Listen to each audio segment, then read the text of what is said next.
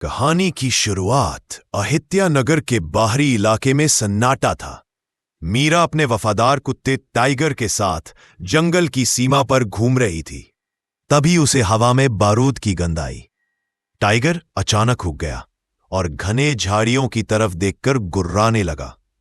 मीरा ने पास जाकर देखा तो उसके पैरों तले जमीन खिसक गई। एक विशाल बब्बर शेर, जिसे स्थानीय लोग सुल्तान कहते थे, एक लोहे के भारी जाल में फंसा हुआ था। सुल्तान की आंखों में गुस्सा कम और दर्द ज्यादा था।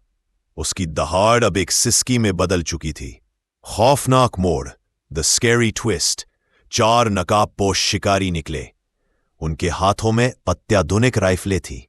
उनका लीडर विक्रम हंसते हुए बोला, आज इस शेर की खाल करोड़ों में बिकेगी। मीरा ने छिपकर सब देख लिया था।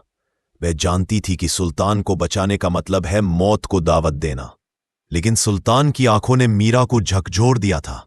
जैसे ही विक्रम ने सुल्तान के सिर पर बंदूक तानी, मीरा ने पत्थर उठाकर शिकारी के हाथ पर मारा। धाएं, गोली सुल्तान के कान के पास से निकल गई। पकड़ो उस छोकरी को, विक्रम चिल्लाया। शुरू हुआ मौत का खेल।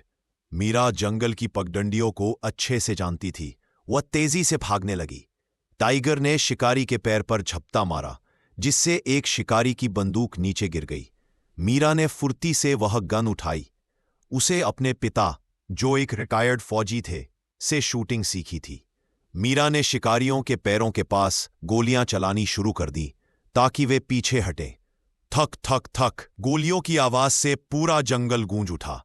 पक्षी आसमान में चीखने लगे। सस्पेंस तब बढ़ गया जब मीरा की बंदूक की गोलियां खत्म हो गई। क्लाइमैक्स, विक्रम ने मीरा को घेर लिया। बहुत बहादुरी दिखाई लड़की, अब तू भी इस शेर के साथ मरेगी। उसने अपनी राइफल मीरा के माथे पर रख दी। तभी एक ऐसी दहाड़ गूंजी जिससे जमीन हिल गई। टाइगर ने जाल की रस्सी को अपने दांतों से कुतरकर ढीला कर दिया था और सुल्तान ने अपनी पूरी ताकत लगाकर जाल फाड़ दिया था। सुल्तान अब आजाद था। सस्पेंस और अंत। पुलिस के आने तक सुल्तान वही खड़ा रहा।